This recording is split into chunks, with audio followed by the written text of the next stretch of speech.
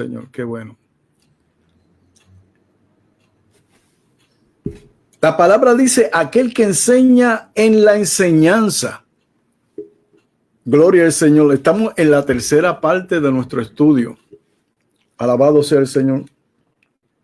Reciban un fuerte abrazo de mi parte, mis hermanos Alex y Jonathan. Dios me los bendiga. Esta es la programación radial Abres Caminos. Gloria al Señor. Alabado sea el Señor. Con este su amigo y hermano José Irizarry, el cual llega vía internet a través de estas ondas radiales desde el pueblo de Morovis, Puerto Rico. Alabado sea el Señor. Quiero agradecer a todos radio oyentes que está en sintonía. Te bendigo en el poderoso nombre de Jesús, nuestro Adonai. Hoy estamos en la tercera parte, como te estaba diciendo, de los dones fundamentales. La semana pasada estuvimos enseñando de servicio en servir y nos hemos gozado, que ustedes no saben.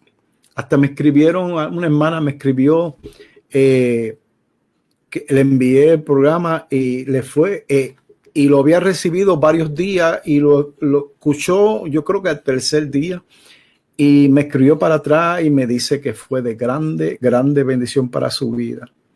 De eso pues me alegro muchísimo. Aleluya. Hoy seguimos con los dones fundamentales y veremos si en uno o dos de estos es tuyo. En el libro de Santiago, siervo de Dios y del Señor Jesucristo, escribió en el capítulo 1, verso 17, que todo don perfecto desciende de lo alto, del Padre de las luces, en el cual no hay mudanza ni sombra de variación. Comenzaré diciéndote que la gente que tiene este don fundamental de enseñar en la enseñanza toman por sí mismo un gran gozo en estudiar la palabra de Dios y en hacer investigaciones bíblicas. A ellos, o sea, ellos aman la Biblia y les gustaría que todos los demás estén encendidos en las Escrituras. Alabado sea el Señor. Todo para ellos es Biblia, Biblia y Biblia. Can you praise the Lord? Continuamente ellos les preguntan a otros preguntas como: ¿estás tú leyendo la palabra? ¿Estás tú basando tu vida sobre las Escrituras? ¿Tienes tú planes de leer toda la Biblia? ¿Estás tú hablando la palabra de Dios en fe en relación a tus circunstancias?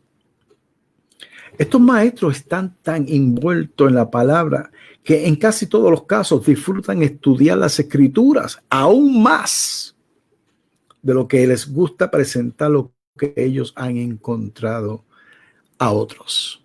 Alabado sea el Señor. Estos son creyentes motivados a enseñar en la enseñanza. Son muy vigilantes por quienes enseñan la palabra a que no se vayan a desviar de la verdad.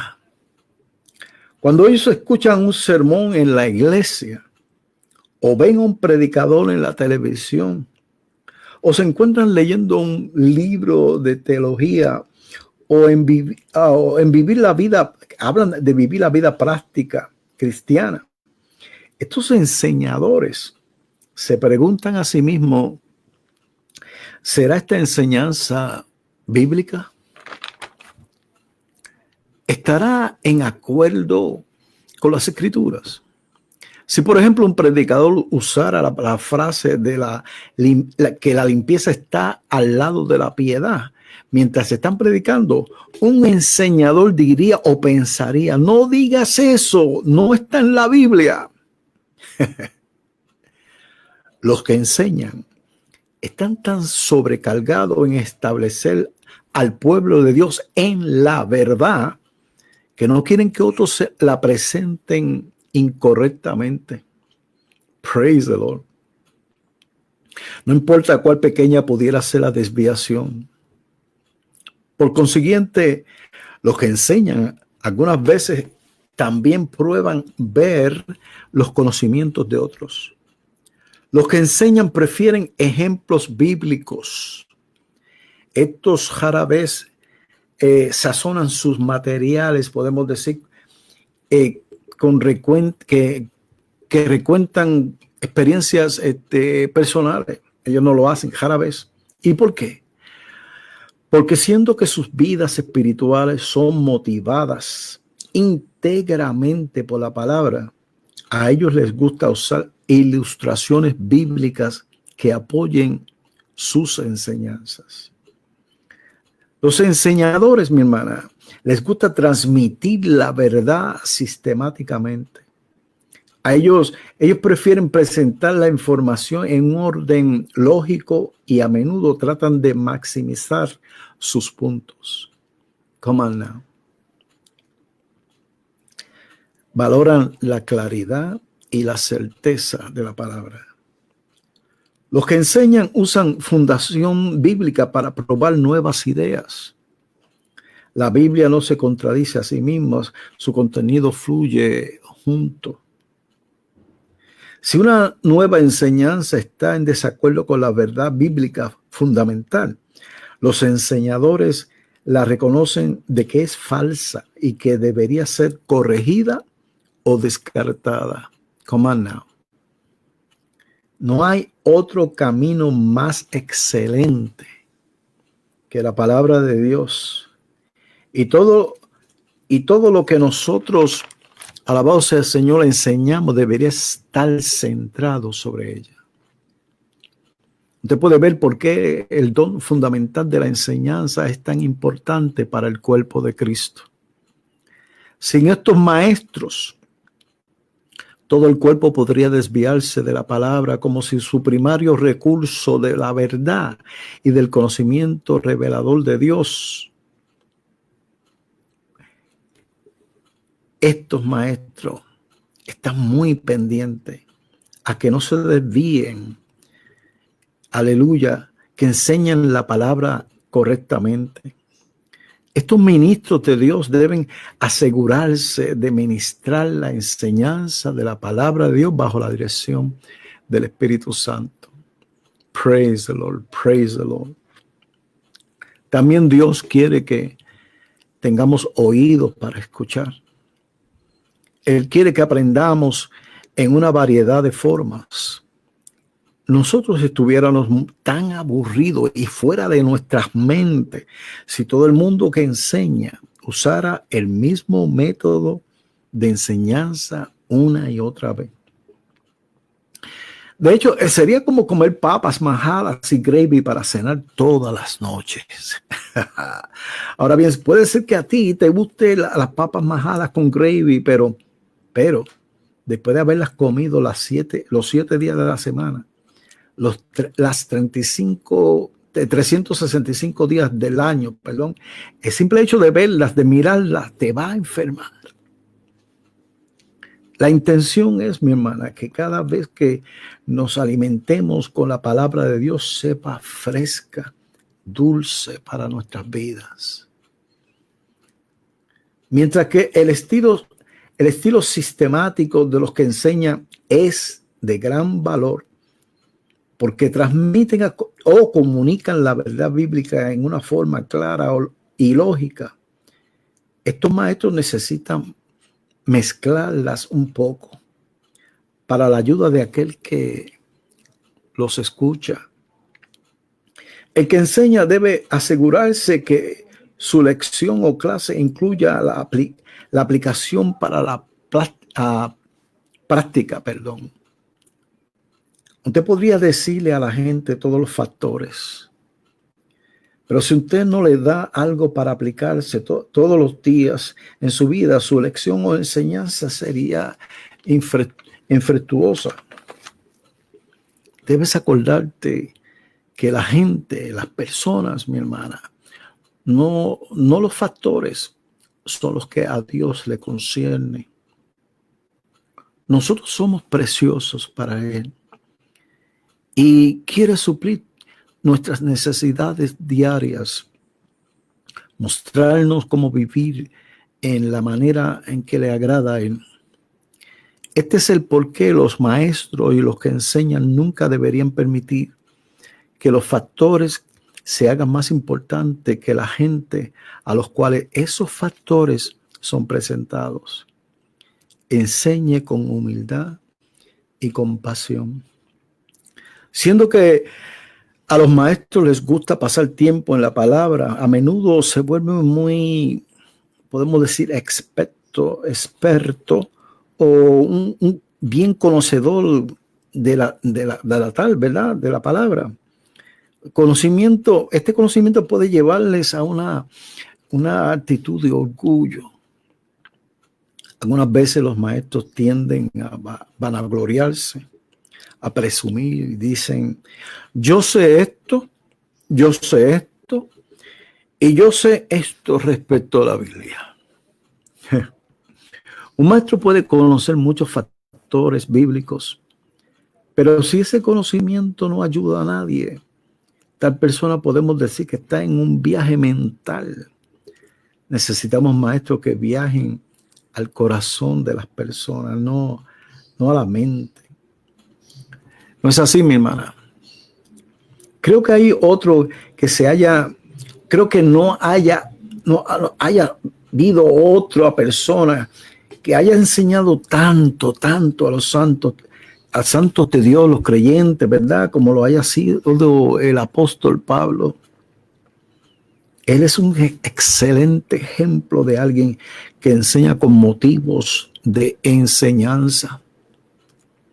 Alabado sea el Señor. Si su don fundamental, o sea, el de Pablo, era su don fundamental, era la enseñanza. Y él fue llamado para el ministerio quíntuple en ambas funciones como maestro y apóstol. El ministerio quíntuple son 5 oficinas de los ministerios principales donde Dios ejerce gobierno en la iglesia y para la humanidad. Praise the Lord. Alabado sea el Señor. Me gusta lo que dice el libro de Romanos 1:1, donde dice Pablo, siervo de Jesucristo, llamado a ser apóstol, apartado para el evangelio de Dios. Santo Dios, qué llamado, mi hermana. Apartado para el evangelio de Dios. Pablo sentía que el fundamental don de la enseñanza era esencial y él estaba muy envolvido en las investigaciones y en los estudios de la palabra. Él tenía la motivación de la enseñanza a tal grado que él era un maestro de los maestros, enfatizándole a Timoteo a que estudiara para mostrarse a sí mismo aprobado por Dios, como obrero que no tenía que avergonzarse, que usaba bien la palabra de verdad. Puedes leer esto en 2 de Timoteo 2:15. Pablo amaba estudiar minuciosamente en las escrituras. Después de su conversión, Pablo se fue a Arabia, dice en Gálatas 1, del 15 al 17. Se fue a Arabia. Me imagino que él no se quejaba de estar solo. Y estoy seguro de que para él, mientras menos gente lo interrumpiera, mucho mejor para él, porque así él verdaderamente podría estudiar las escrituras.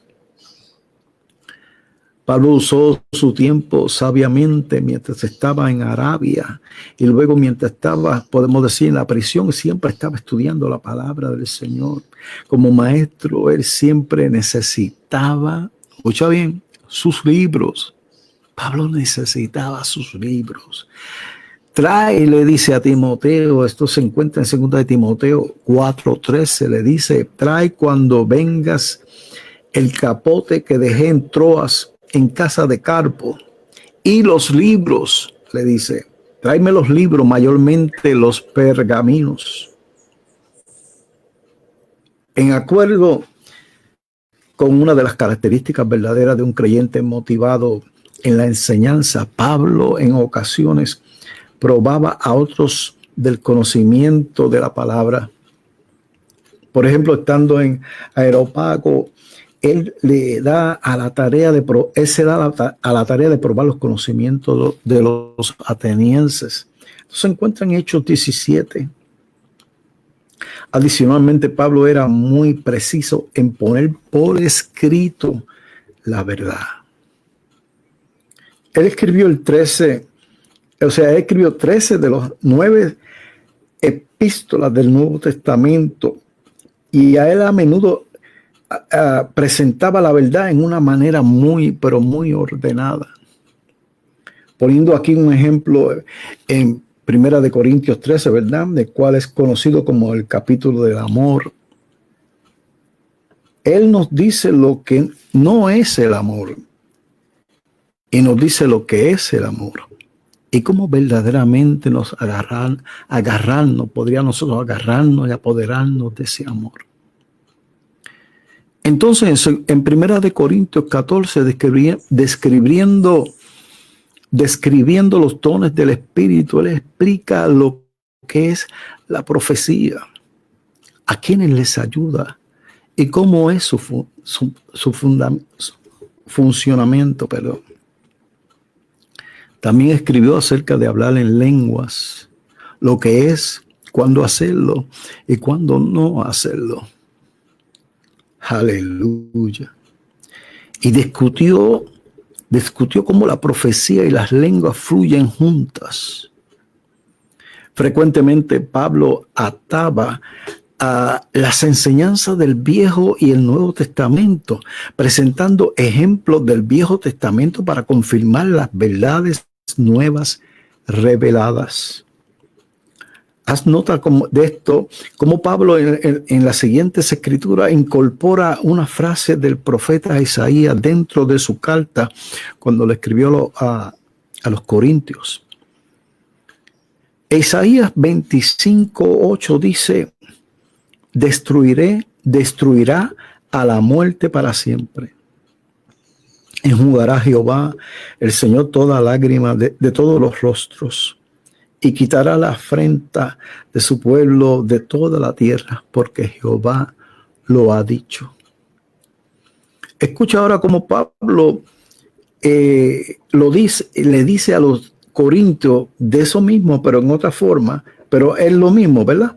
Dice: cuando esto corruptible se haya vestido de incorrupción y esto mortal se haya vestido de inmortalidad, entonces se cumplirá la palabra que está escrita: solvida es la muerte en victoria. Santo Dios. ¿Dónde está, oh muerte, tu aguijón? ¿Dónde, oh sepulcro, tu victoria? Por último, aquí terminamos, ¿verdad? Tiene que haber mucho de hablar acerca de la enseñanza, pero hasta aquí me ha ayudado Dios. Estudio cortito, pero hemos estado hablando lo que Dios nos ha dado. Por último, Pablo sentía una responsabilidad profunda siempre de enseñar la verdad por su gran amor por la iglesia. Su corazón estaba sobrecargado con la necesidad de que el rebaño del Señor, del rebaño de Dios, estuviera cimentado o establecido en la palabra de Dios. En los Hechos 20:20. Y este verso lo busqué en 2 versiones, pero la versión de la Nueva Traducción Viviente, la cual fue la tercera que me ayudó y me aclaró mi punto muchísimo en aclarar esto. En Hechos 20:20 dice así, en la Nueva Traducción Viviente, Pablo hablando: nunca me eché para atrás a la hora de decirles lo que necesitaban oír, ya fuera en público o en sus casas. Wow. Te dejo para que mediten eso. En sus casas. Todos los maestros son valiosos para el reino de Dios. Si tu don fundamental es enseñar, Sé fiel en presentar la palabra de Dios, siendo, escucha, sensible a tu audiencia, en particular, ya sea que le estés enseñando a una sola persona o a un grupo, para que así mejor puedas recibir y entender lo que estás enseñando o cuál es tu mensaje. Bueno, la semana que viene estaremos hablando sobre el otro don fundamental, que sería el cuarto. Se trata de el que exhorta, de la exhortación, ¿verdad? Dice Romanos 12:8, el que exhorta en la exhortación. Dios me los bendiga. Shalom.